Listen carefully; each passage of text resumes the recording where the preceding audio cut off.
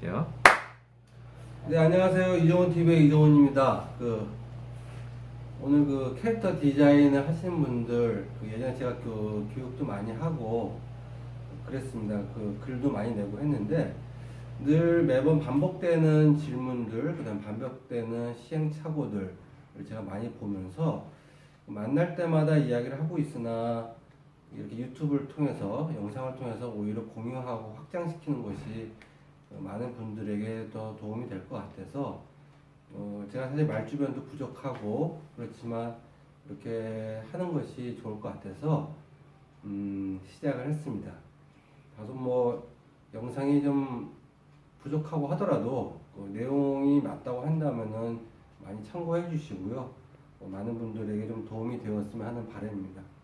첫 번째로 가장 먼저 캐릭터 디자인을 하고 싶은 분들이 제게 와서 보여주는 어떤 제안서, 이미지들 갖고 할 때 가장 많이 하는 실수들이 있어요. 첫 번째, 그림을 잘 그리려고 하고 잘 이쁜 그림으로 보여주려고 한다는 겁니다. 무슨 얘기냐면 여러분이 아니더라도 이쁜 그림을 그린 사람은 대한민국뿐만 아니라 전 세계에 굉장히 많이 있습니다. 예전에 피카소부터 시작해서 레오나르도 다빈치부터 시작해서 수많은 사람들이 그림 실력으로 평가받으려고 하고 있고 지금도 그것들을 많이 하고 있어요. 특히 그림으로 유명한 대학교, 무슨 학과 출신을 내세워서 하려고 많이들 하고 있어요. 하지만 여러분들이 그리는 그림, 특히 캐릭터 디자이너로 시작을 하게 되면은 시장에서 여러분의 학과와 출신들은 관심이 없습니다. 여러분이 나와 결과물들이 사람들에게 재미를 주거나 감동을 주거나 흥미를 주는 게 중요한 것이지 내가 어디서 어떤 교육을 받아서 그린 그림이다라는 거는 사실은 관심이 없어요. 물론 후에는 그게 좀 도움이 될 수도 있지만 첫 번째, 그림을 잘 그리려고 하지 말고 말아라. 제가 해두고 싶은 이야기, 그 다음에 그러면 어떻게 하는 것이 좋겠느냐. 우선 첫 번째는 남의 그림들을 좀 따라 그렸으면 하는 겁니다. 똑같이 따라 그리라는 얘기가 아니라 여러분이 레오나르도 다빈치의 모나리자를 여러분의 스타일로 한번 그려보시라는 겁니다. 그거를 여러분의 캐릭터로 변형을 시켜보시라는 겁니다. 그게 첫 번째 한 번, 두 번, 세 번. 여기까지 우리가 보고 감상해왔던 수많은 그림들이 있어요. 명화도 있고, 유명한 화가들도 있고, 그게 동양화가 됐던, 아니면 민화가 됐던, 아니면 서양화가 됐던, 아니면 현대 미술이 됐던, 내가 보암직했던 그림인데 캐릭터로 바뀌어 있는. 첫 번째, 그걸 먼저 따라 그리는 연습을 굉장히 많이 하시고, 거기서 여러분의 화풍을 찾아주셨으면 좋겠습니다. 캐릭터 디자이너로 나오기 전에는 여러분이 통상 순수 미술이나 일러스트 같은 어떤 도구들을 통해서 포토샵을 통해서 배워왔겠지만 결과물들은 A부터 Z까지 저 같은 사람들이 봤을 때는 대부분 다 똑같다라는 느낌밖에 안 줄 때가 많아요. 그 중에 간혹 따라 그리는 그림들이 주는 공통점, 어디서 많이 본 것 같은데 다르네. 이 느낌이 굉장히 오래 가더라는 거예요. 저뿐만 그런 게 아니라 그걸 보는 일반인들도 그 그림에서는 멈춰서도 보고 있는 감동이 굉장히 색다릅니다. 누가 그런지는 모르겠지만 옛날에 천지창조라는 그림 중에서 하나님과 아담이 손끝을 이렇게 맞대고 있는 그림이 있어요. 그 명화는 누구나 다 기억하고 있고 수많은 어떤 TV 광고나 CF 등에서도 많이 등장을 했던 그림입니다. 근데 이거를 이쪽에 하나님 역할의 캐릭터를 하나 자기가 집어넣고 아담의 역할을 캐릭터를 붙여넣고 손가락에서 악수로 또 다른 어떤 여러 가지 형태로 바꾸면서 캐릭터가 완성이 되고 그림 화풍이 바뀌는 걸 많이 보게 됩니다. 그 작업을 많이 하는 분들은 거기서 아이디어들이 굉장히 많이 나오고요. 그렇습니다. 두 번째, 그림의 이야기를 가지고 그림을 그려라. 조금 실력이 좀 약간 수준이 높은 대학생이나 프리랜서 분들은 그래도 그림을 많이 그리는데 그렇지 않은 초, 중, 고등학생들도 만약에 이 그 영상을 본다면 가장 실수하는 게 그림이 한 장으로 끝날 때가 굉장히 많아요. 다음 그림으로 이어지거나 한 장 한 장 웹툰을 그리라는 얘기가 아닙니다. 하나의 그림을 테마를 가지고 그리는데 이 그림 따로 저 그림 따로 어떤 친구는 용을 멋있게 그렸어요. 그 다음에 로봇을 또 멋있게 그렸어요. 그 다음에는 또 동물을 멋있게 그렸어요. 다 따로죠. 동물을 시작했으면은 동물들을 다양한 모습으로 사자와 토끼가 있는데 사자를 때려잡는 토끼를 그린다든지 약간의 왜곡된 재밌는 표현을 반영을 시킨다든지 해서 그렇게 그리라는 겁니다. 동물이 완성이 되면 이번에는 아마존으로 갈 수도 있겠죠. 아마존의 생태계 밀림, 그 다음에 아니면 SF, 우주로 갈 수도 있겠고요. 아니면 역사물로 갈 수도 있어요. 거기에 나의 캐릭터를 잡았고 임진왜란 열한 때 왜군을 무찌르던 캐릭터들, 나의 캐릭터들 그런 역상 속에 담아서 이야기를 하나의 테마로 이어갈 때 사람들이 되게 즐거워합니다. 웹툰 같은 경우는 학원물들이 많죠.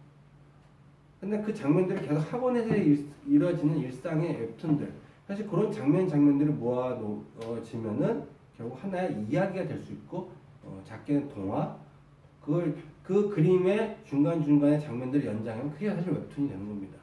거기에 말풍선이 들어가고요. 그렇게 해서 꼭 이야기를 넣으라고 제가 권해드리고 싶어요. 아니면 그 그림이 항상 주는 일관된 메시지. 저 그림을 보면은 나는 누가 떠올라. 여러분이 잘 아는 캐릭터 중에서 미피라는 캐릭터가 있을 겁니다. 미피를 보면 항상 일관된 패턴으로 일관된 이미지로 계속 그려지고 가고 있죠. 그렇게 얘기를 해주시고요.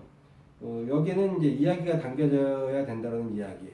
그 다음에 한 가지 주의할 점은 이제 내 캐릭터의 아이덴티티. 그러니까 나는 캐릭터가 동그래야 돼. 내 눈의 위치는 정확히 여기여야 돼. 그리고 내 캐릭터는 항상 색깔 중에 색깔 남바가 이러이러한 남바이어야만 되고 몸은 항상 이거만 맞춰야 돼.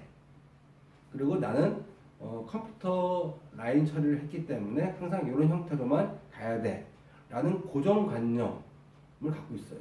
하지만 이 그림을 그리시는 여러분들도 매일 옷을 갈아입죠. 헤어스타일을 바꾸시죠. 매일 특히 여성분들 같은 경우는 메이크업도 매일 바꾸시고 눈 화장도 바꾸시지 않습니까? 나는 그렇게 매일 바꾸고 유행에 따라서 변화가 되는데 내 캐릭터는 1년 전이나 2년 전이나 항상 똑같아요. 쉽게 말해서 그 미키마우스도 천천히 변화가 되었죠. 1939년인가요? 미키마우스 제가 정확히 기억 못하지만 미키마우스 처음 나왔을 때의 모습과 지금 굉장히 많이 다릅니다. 앞으로 또 다를 거예요. 피카츄도 마찬가지고요. 도라에몽도 마찬가지고요. 근데 천천히 바뀌었던 캐릭터가 달리 지금 굉장히 시대가 많이 바뀝니다. 여러분 캐릭터가 어떤 형상의 동그란 형태의 캐릭터이었지만 어떤 장르 가거나 어떤 표현을 할 때는 약간 길쭉하게 바뀌거나 찌그러진 모습으로 갈 수도 있어요. 과감하게 찌그러질 수도 있는 모습에 대해서 여러분이 자유롭게 그릴 수 있는 게 전 좋다고 보고요. 특히 컴퓨터 그래픽으로 그렸다? 한 번은 동양화로도 그려서 표현될 수 있어야 되고요. 유화로도 그려서 표현될 수 있어야 되고요. 그런 다양한 표현으로 나타낼 수 있는 캐릭터가 저는 좋은 캐릭터라고 봅니다. 그 이유는 딱 하나입니다. 캐릭터 그림을 여러분이 팔 건 아닐 거라고 생각이 들어요. 그림을 어떤 시화전에 가서서 걸어놓고 그림을 한 장에 100만 원이고 200만 원이고 팔 게 아니고 그 그림 이미지를 누군가는 내 상품에 우리 흔히 말하는 그 상품화의 라이센싱을 통해서 로열티를 받고자 한다면 그걸 원하는 기업들은 굉장히 다양하게 있습니다. 캐릭터 왕구만 있는 게 아니고 캐릭터 상품만 있는 것도 아니고요. 심지어는 어떤 순수하게 제조업일 수도 있고요. 도자기 업체일 수도 있고요. 그 업체마다 다른 원하는 그 수요가 다르기 때문에 다양한 패턴들이 여러분들이 그려놓는 그 그림 속에서 나타낼 수 있어야 된다는 겁니다. 그렇게 한번 그리시면 좋고요. 그 다음에 이제 중요한 거 생산성입니다. 아까 좀 전에 여러분들께 말씀드렸던 것처럼 제가 이쁜 옷을 하나 사 입었어요. 아주 좋은 옷을 사 입었어요. 근데 내일도 입고 모레도 입고 일주일 동안 입고 1년 동안 입는다고 생각해 보십시오. 그 옷이 과연 유행에 맞출 수 있을까요? 맞추지 못합니다. 그 시대의 반응에 캐릭터는 유행을, 트렌드를 반영하기 때문에 굉장히 하루하루가 바뀌어야 됩니다.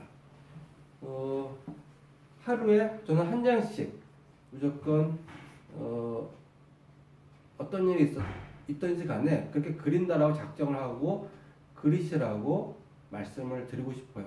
제가 앞에 했던 모든 것들을 반영을 해서 뭐 테마로 가시던 뭐로 가시던 그래봐야 1년에 365장입니다. 내가 예에서 100개 기업을 만났을 때 기업당 3.6장 밖에는 할애를 하지 못합니다. 좋은 캐릭터라고 과연 할 수 있을 것인가? 다음 시간에는 그런 것들을, 그러면 하루에도 10장, 20장도 그릴 수 있는 방법을 제가 아주 효율적으로 어느 정도 약간의 포토샵이나 일러스트 그 외에 어떤 그림을 그릴 수 있는 툴을 이용하시는 분들에게는 쉬운 방법을 제가 팁을 알려드릴 거예요. 그래서 그렇게 하실 수 있으니까 하루에 한 장씩 그리시라고 제가 권해드리고 있습니다. 여러분의 일상의 이야기를 담아서 그려도 좋고요. 여러분 아니면 내가 일상의 이야기가 별로 없다라고 했을 때는 꼭 어떤 책에 읽었던 내용을 내 캐릭터로 동화로 그림책을 풀어서 설명해주는 이야기로 담아도 좋습니다. 독후감을 캐릭터로 그리시라는 얘기죠. 읽기가 어렵다라면. 그 다음에 마지막으로는 여러분을 브랜딩 하셔야 됩니다. 많은 작가분들이나 이런 캐릭터 디자인을 하시고 싶은 분들, 그 다음에 그럼에도 불구하고 라이센싱을 하고 싶다고 얘기하시면서 본인들을 드러내거나 밖으로 오프라인 상에서 자기를 나타내기를 굉장히 꺼려하시는 분들을 제가 많이 보았습니다. 나의 사상을 이유는 여러 가지가 있을 수 있겠죠. 나의 사상을 지키기 위해서, 그리고 또는 나는 좀 신비롭고 싶은 분도 계세요. 근데 제가 한번 뒤집어서 얘기를 해볼게요.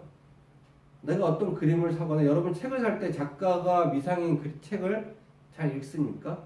우리 베스트셀러 책을 볼 때 누가 썼지를 보고 책을 읽죠. 우리가 어떤 영화를 볼 때 누가 주연이지? 라고 하고 그 영화를 믿고 보는 경우도 있습니다. 하물며 여러분 캐릭터를 이제는 이걸 그리고 이런 이야기를 풀어가는 작가가 누구지? 여러분의 일상이 노출이 되지 않으면 반쪽짜리 영업밖에 안 되고 반쪽짜리 마케팅밖에 될 수밖에 없습니다. 시대가 그렇습니다. 예전엔 가능했었어요. 2000년 초반만 해도 작가가 누군지 드러나지 않더라도 숨어서 할 수 있었습니다.